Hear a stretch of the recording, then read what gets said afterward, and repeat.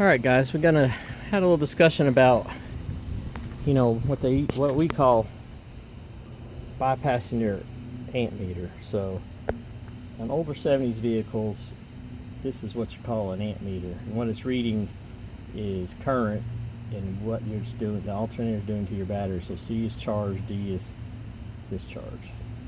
So the problem with these gauges is they're probably not rated real high, maybe 40-50 amps, and as alternators got newer and stronger, they went from 30, 32 to 63 and on. So, and of course now you got alternators that put out 200 amps in that same size. So anyway, so what I do with any kind of 70s vehicle, and I just did this in another video, is I run a very large gauge wire from the positive side, and I'm actually going to check the voltage on this while I'm doing this, because this has sat a very long time. So let's see what we got here. Yeah, not bad. It's kind of a weird battery. So what I do is I run a very large gauge wire from positive side of the alternator, or positive side of the battery, to the main lug of the alternator. I generally don't bypass any of the wiring on the firewall of most of these vehicles, but on this one I did because the charging wire did burn up. And most people know that have their International Scouts, that large blue wire is only rated for not much, 810, I think it's 10 gauge. It's old, and of course I got headers on this vehicle, so high underhood heat really degrades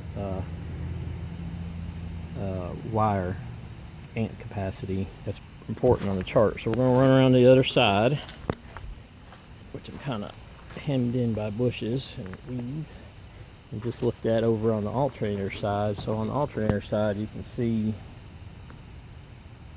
right here with this red, it's on the main lug.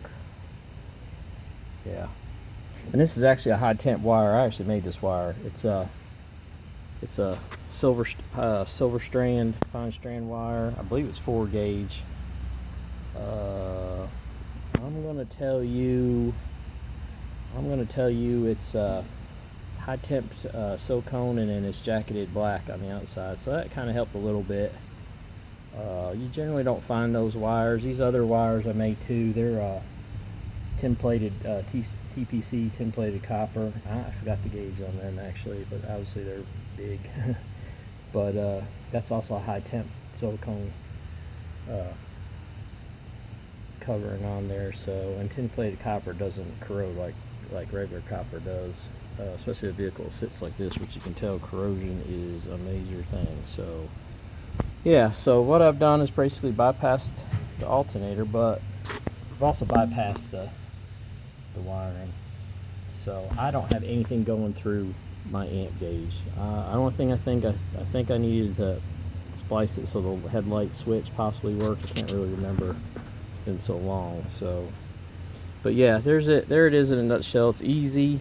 You don't really have to. You can have somebody make you that wire at a good shop. Crimped real well. You can find scrap wire. You can buy a new wire. You can buy a very expensive wire. But definitely go with the big gauge.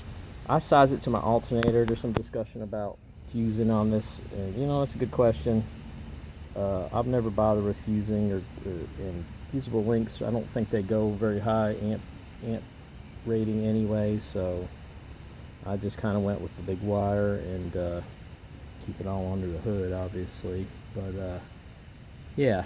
And then that's always fixed it for me. So, alright, it's been about 4 minutes on this video. That's all I got for that. But if anybody's got any other questions, feel free to ask. Thank you.